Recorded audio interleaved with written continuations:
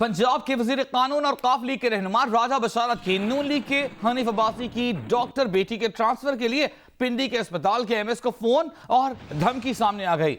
MS ने हनीफ अब्बासी की बेटी का ट्रांसफर स्किन डिपार्टमेंट से इमरजेंसी डिपार्टमेंट में किया। ट्रांसफर ऑर्डर मिलने पर डॉक्टर अरीबा मुस्ताफी हो गई। मेडिकल सुपरिटेंडेंट तारिक नियाजी पर पीटीआई से रवाबित रखने और सियासी इंतकाम का इल्जाम लगा दिया। वजीर कानून पंजाब राना बशारत ने एमएस के एक्शन पर मुदाखलत की और इनकार पर बरहम हो गए। कहा डॉक्टर अरीबा का ट्रांसफर वापस ना लिया तो एमएस भी अपने ओहदे पर नहीं रहेंगे। वजीर सेहत पंजाब डॉक्टर यास्मीन राशिद ने सूबाई वजीर राजा बशारत की जानिब से रावलपिंडी में बेनज़ीर भुट्टो अस्पताल के एमएस को मुबैना धमकी आमेज फोन कॉल का नोटिस ले लिया है। Vice chancellor Rawalpindi medical university से रिपोर्ट तलब कर ली गई। वफाकी हुकूमत ने वज़रा की मुदाखलत रोकने के लिए पॉलिसी बनाने का फैसला कर लिया है। दूसरी जानिब राजा बशारत ने एक तकरीब में इस मामले पर बातचीत से इनकार कर दिया।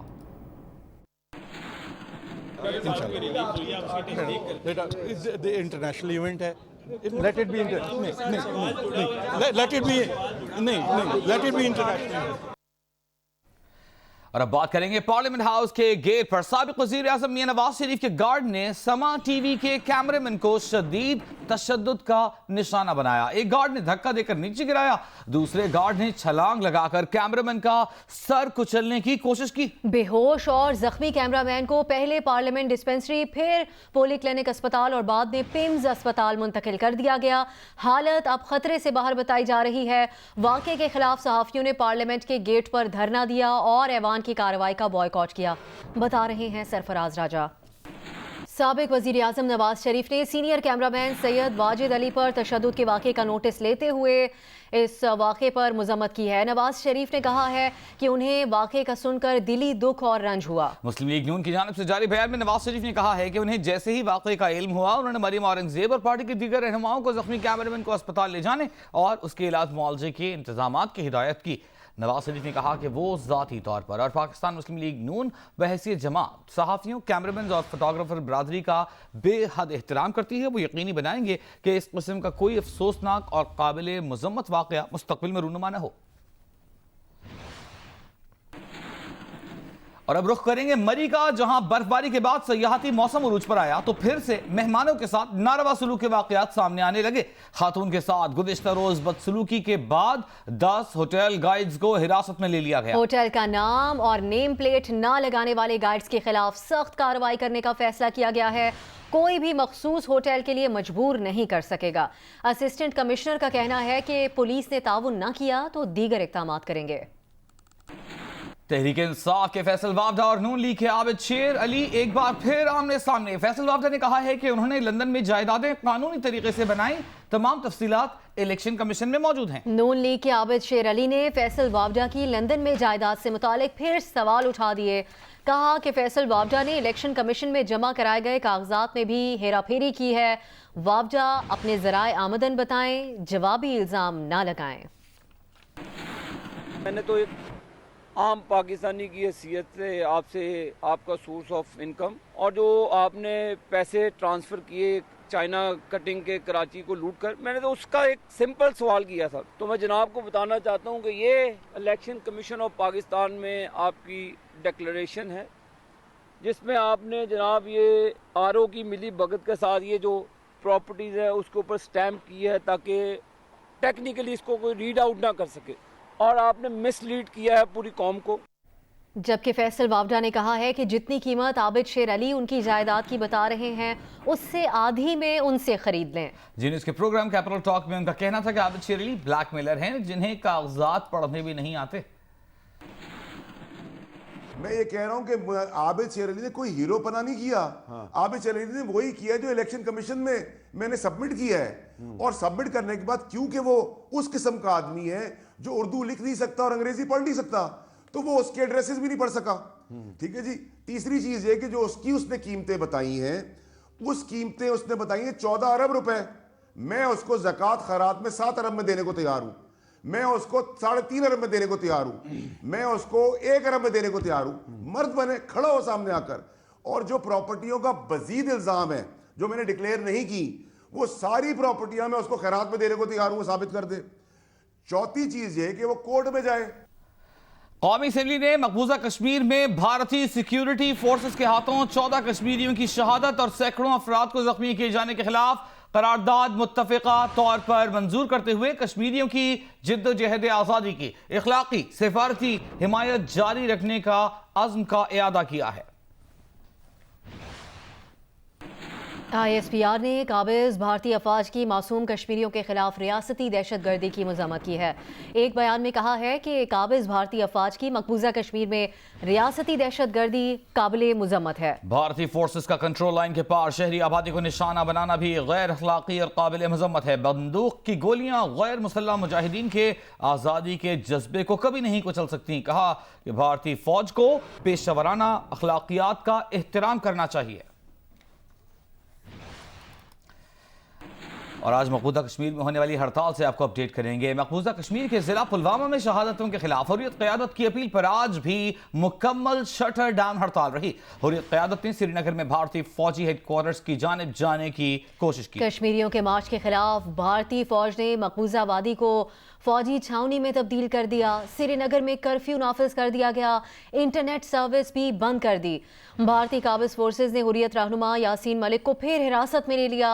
यासीन मलिक जैसे ही मार्च की क़यादत करने पहुंचे उनको गिरफ्तार कर लिया गया। आपको बताएं कि हफ्ते को भारतीय फौज ने पुलवामा में 11 कश्मीरी शहरियों को शहीद कर दिया था।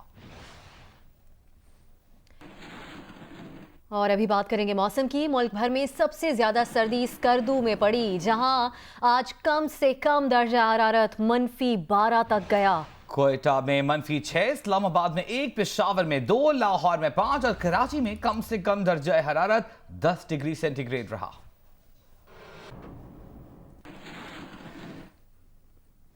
कराची वाटर बोर्ड ने सुल्तानाबाद में गैर कानूनी वाटर हाइड्रेंट पर छापा मारकर पानी चोरी करने वाला बड़ा नेटवर्क पकड़ लिया। वाटर बोर्ड के अफसरान के मुताबिक शादी हॉल्स की आड़ में लाखों गैलन पानी रोजाना चोरी किया जाता था। छापे में बड़ी तादाद में पाइप, पानी की मोटर्स और दीगर मशीनें कब्जे में ले ली गईं। मुल्तान समेत जनूबी पंजाब के मुख्तलिफ अजला में पंजाब फूड अथॉरिटी ने कार्रवाइयाँ की। गैर मयारी घी, ऑयल और मशरूबात तल्फ कर दिए गए। ये कार्रवाइयाँ अभी भी जारी हैं। 71 फूड पॉइंट्स पर जुर्माने आयद किए गए, जबकि 6 बेकरीज और 2 ड्रिंक कॉर्नर सील कर दिए गए। उधर खैबर पख्तूनख्वा फूड अथॉरिटी ने पेशावर में कार्रवाई करते हुए ममनुआ और मुज़र सेहत 1500 किलोग्राम चीनी नमक बरामद कर लिया। खैबर पख्तूनख्वा फूड अथॉरिटी के तर्जुमान के मुताबिक यह कार्रवाई पीपल मंडी में की गई। पेशावर ट्रैफिक पुलिस के शाहीन स्क्वाड ने ट्रैफिक कवानीन की खिलाफ वर्जी पर खैबर पख्तूनख्वा असेंबली के 2 अरकान का चालान किया। जिन अरकान का चालान हुआ उनमें PK 48 मर्दान से मुंतखब MPA मलिक शौकत का ताल्लुक PTI, जबकि PK 16 दीर के MPA बहादुर खान का ताल्लुक ANP से है। दोनों को अमन चौक के करीब सीट बेल्ट न बांधने पर 200 रुपए जुर्माना किया गया।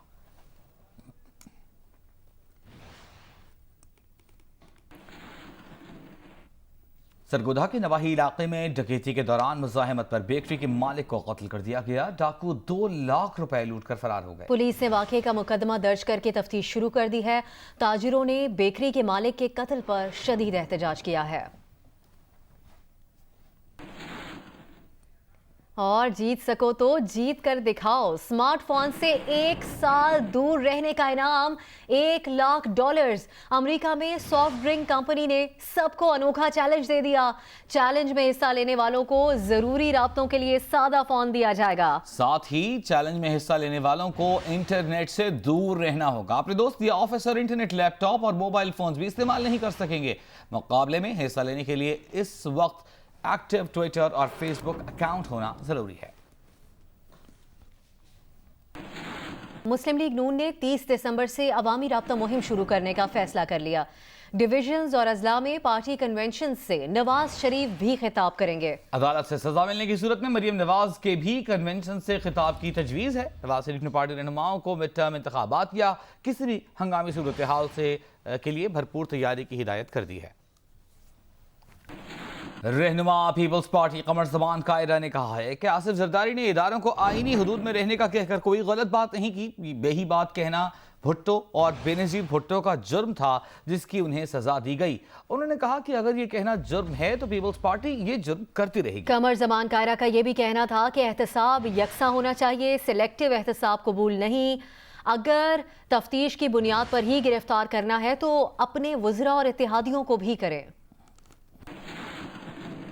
वज़ीर रेलवे शेख रशीद अहमद ने साबिक सदर जरदारी के बयान पर अपने रद्द अमल में कहा है कि कौन खिलाड़ी है कौन अनाड़ी 30 मार्च तक पता चल जाएगा। शेख रशीद अहमद का कहना था कि बेनज़ीर की शहादत के बाद वसीयत नौकरानी के पास से मिली, डर है कि कहीं बिलावल की सियासत का तिया पांचा न हो जाए। और अब आपको बताएं कि वफाकी वजीर बराए port and shipping Ali Zaidi का कहना है कि आसिफ जरदारी ने अपनी हद में रहकर नहीं खाया। पता नहीं किस किस के नाम पर जाली अकाउंट खोले गए। पहले माल बनाने की नीयत थी, अब माल बचाने की नीयत है। आप लोगों को समझ आना चाहिए, अवाम को, सारी दुनिया को, कि इनकी नीयत काम करने की ना कभी थी ना है। ये माल बनाने की नीयत थी, अब माल बचाने की नीयत है। पहले कमाने में इनके सारे लगे हुए थे, वो पनामा के बाद से बचाने में लगे हुए हैं, और जरदारी अपने आप को बचाने में लगा हुआ है। जियो न्यूज़ को आला सतह के ज़राए से मालूम हुआ है कि अपोजिशन ने शुमारियात, साइंस और टेक्नोलॉजी और मौसमी तगय्युरात जैसी गैर अहम वजारतों से मुतालिक कायमा कमेटियाँ लेने से इनकार कर दिया है और मुतालबा किया है कि अपोजिशन को दिफा, दाखिला और खारजा और तवानाई समेत अहम वजारतों से मुतालिक कायमा कमेटियों की सरबराही दी जाए। कौमी असम्बली में सियासी जमातों की अददी पोजीशन के हवाले से हुकूमत को 20 जबकि अपोजिशन को 18 कायमा कमेटियों की सरबराही मिलेगी। मुस्लिम लीग नून ने फैसला किया है कि उसका कोई ओहदेदार या माजी में वजीर रहने वाला शख्स कायमा कमेटी का चेयरमैन नहीं बन सकेगा, बल्कि नए लोगों को कायमा कमेटियों में नुमाइंदगी और सरबराही का मौका दिया जाएगा। उधर पीपल्स पार्टी के सीनियर रहनुमा सैयद खुर्शीद शाह ने भी किसी कायमा कमेटी की सरबराही लेने से माजरत की है।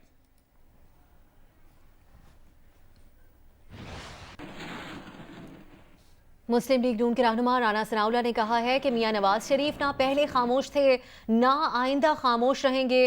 वो प्रोग्राम कैपिटल टॉक में गुफ्तगू कर रहे थे। उनका कहना था कि अगर अपोजिशन मौजूदा हुकूमत की कारकर्दगी के नतीजे में तहरीक चलाने का फैसला करती है तो मियां नवाज शरीफ उस तहरीक की क़यादत करेंगे। राना सनाउल्लाह साहब, 30 दिसंबर को आपकी पार्टी का यौम तासीस है और यौम तासीस में शहबाज शरीफ साहब की शमूलियत तो मुश्किल नज़र आती है, तो नवाज शरीफ साहब शमूलियत इख्तियार कर सकते हैं तो फिर तकरीर भी करेंगे इंशाअल्लाह। तो इसका मतलब है 30 दिसंबर को उनकी खामोशी ख़त्म हो जाएगी? नहीं, खामोशी दरअसल पहले भी नहीं है और मियां नवाज शरीफ ने हमेशा जो है वो इश्यूज़ के ऊपर बात की है। आप देखें इस वक्त जो हालात है, इस वक्त ना तो कोई इलेक्शन होने जा रहे हैं, ना कोई गवर्नमेंट के ख़िलाफ़ या कोई अदरवाइज़ जो है वो हम कैंपेन या तहरीक कर रहे हैं। तो इसलिए रोज़ाना जो है वो अदालत के बाहर खड़े होकर कोई बयान देना जो है वो ऐसा ज़रूरी नहीं है। मिड टर्म इलेक्शन की बात कर रहे हैं, जरदारी साहब भी कर रहे हैं मिड टर्म इलेक्शन की बात, लेकिन मिड टर्म इलेक्शन की बात कर रहे हैं और हुकूमत को जो 100 दिन इन्होंने लिया था या इनको दिया गया था उसमें जो इनका फेलियर सामने है उसकी भी बात कर रहे हैं। अगर और इन बातों से अगर अपोजिशन जो है वो अब किसी नतीजे पे पहुंचती है और वो इस नतीजे पे पहुंचती है कि मौजूदा हुकूमत जो है वो इसी अगर हालत में इसको चलने दिया गया तो इनके इन लल्लों तल्लों से और इनकी जो है वो नाअहलियत से जो है वो मुल्क जो है वो खुदा ना खासा किसी हादसे से दो चार हो जाएगा। तो उसके ऊपर अगर ये फ़ैसला हुआ, यानी मैं कोई फ़ैसला करने की पोजीशन में तो नहीं हूँ, लेकिन अगर ये फ़ैसला होता है आने वाले दिनों में तो फिर मियां नवाज शरीफ साहब उस तहरीक को लीड भी करेंगे, बयान भी देंगे, तकारीर भी करेंगे। Hi, I'm Wajid Sani. Thanks for watching Geo News. For more videos and updates, don't forget to click the subscribe button. Keep watching Geo News.